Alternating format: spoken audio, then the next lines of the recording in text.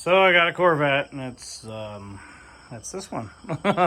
Back on jacks again, right? Oh my goodness. Anyway, I got some issues going on in the back, so we're gonna have to fix that. But let me go over the issues that are currently plaguing this car. Not really plaguing; that's a bad word, but I'll just describe what's going on, and then some of the things we're gonna be doing to the car here shortly in order to keep it roadworthy, and let you know what's going on in an updated upcoming project. If you haven't already done so, go ahead and follow me on Instagram. So I got a Corvette on Instagram. Anyway, I just put 5,000, almost 5,200 miles on this car, and yep, went out to go visiting some places. Had some projects that I had to do, and you'll notice some new stickers over here. Anyway, while I was out there, I took advantage and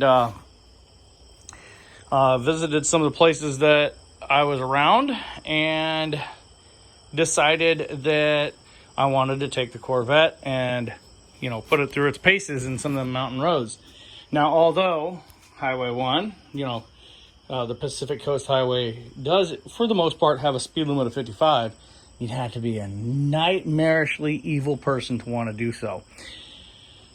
Anyway, let's just kind of go over the issues that I had going there and coming back.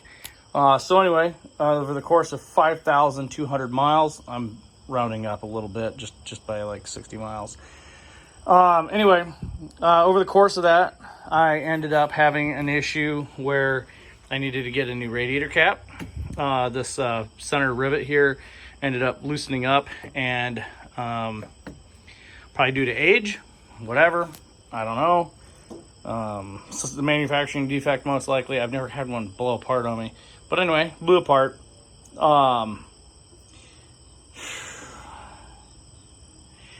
Then I had, by cracky, that ain't a check valve. I know it's not a check valve. The check valve aged and decrepit. It decided it was finally going to break in half on me right before the Great Salt Lake Desert. So anyway, ended up meeting a Corvette owner there in Elko, Utah. And really cool dude. Actually, no, that would have been Nevada, Salt Lake. Yeah, no, it was Nevada. Anyway, Salt Flats are in Utah. Okay, anyway, I'm forgetting my geography for whatever reason. It's been a long couple of days driving.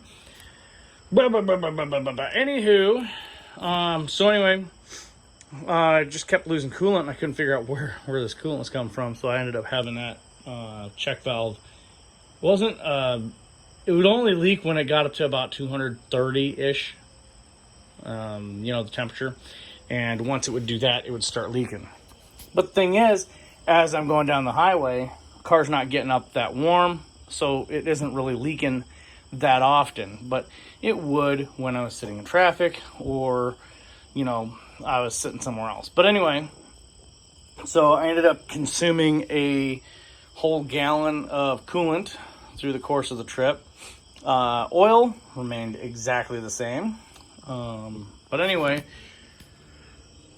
none of the other fluids, in spite of my clutch fluid being a little low before my start, none of the other fluids had a problem. Had an issue with the suspension, which I'm trying to diagnose at this point. That's why the rear tires are off. Not sure what's going on there. But I did have a situation where my outer sidewall was hitting the rear quarter panel. You can see it right here, was hitting the rear quarter panel. So at the factory ride height, which my car is, I don't have an issue with hitting the quarter panels. However, if you did decide to lower the car with the ZR1 wheels on, you're gonna hit. So just kind of keep in mind there. Anyway, I suspect it's a shock issue. I've got one good old shock that I'm gonna swap, or not swap, but well, it's not good. Neither of them are good shocks. Just one's not as worn. I just was fiddling with them so I can see if it's a shock. I know there's a bad spring pad in there. The bushings, the outer bushings for the springs are good. They're brand new. They're not bad or anything. They're actually pretty good. Anyway, the spring's sitting weird, so I'm probably gonna pull the spring off and check it for cracks and see if the spring's just messed up. Car handled magnificently in the mountains. It was just utterly wonderful. I did take it to the car wash and get it washed off, but unfortunately, the car is just a disgusting mess. And yeah, just gonna have to be a long process of cleaning it back off. And actually, the engine looks about how it did when I first got the car. As it sits, I wouldn't be taking this car anywhere. Not to a car show anyway. Anyway, other than that, we're going to be going over all of this stuff in my videos of my trip to California. I think I'm going to break it up into a few different parts. If you guys end up liking the video, just, I mean, I'm going to be looking for critiquing or, how I can improve that style of footage, or how I'm making the series later in other videos, because I do want to make this a reoccurring theme for the channel, is to make videos of me driving around in the car. So if you guys like what I'm going to do with it and you think you have a better idea on how I can do something, don't think you're offending me by putting any criticism or critiquing of any sorts.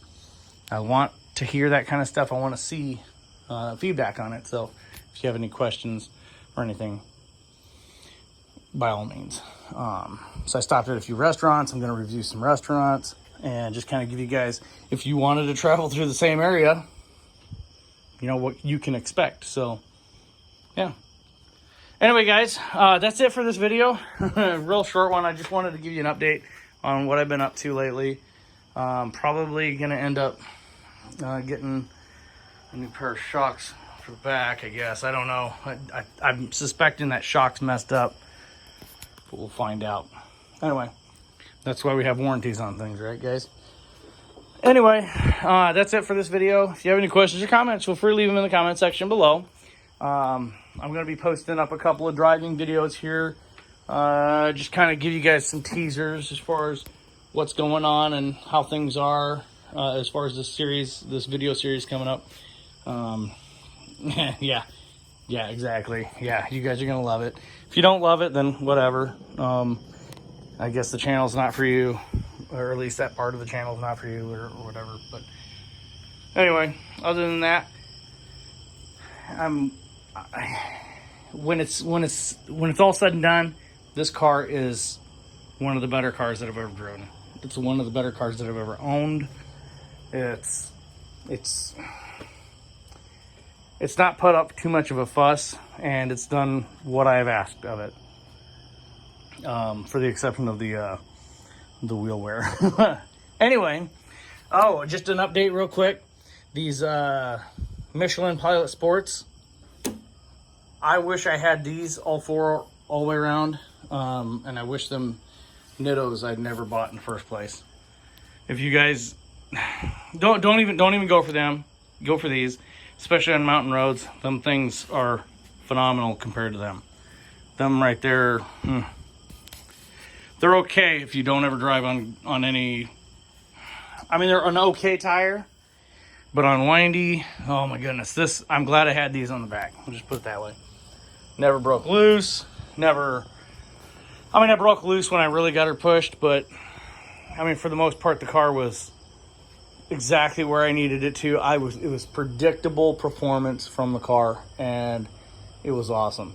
Would have been, I mean, the front tended to plow on some spots, but that was only because of the tire. And I know it was because of the tire. Anyway, all right, guys, have a good one. Share some of your Corvette stories in the comment section, and if you want to see some stuff, if you want to see some stuff about this Corvette or maybe another one like it, definitely leave it in the comment section. Or if you have any stories about your Corvette, heck, even if it isn't a Corvette, I want to hear about your car story. Anyway, talk to you guys later. Have a good one.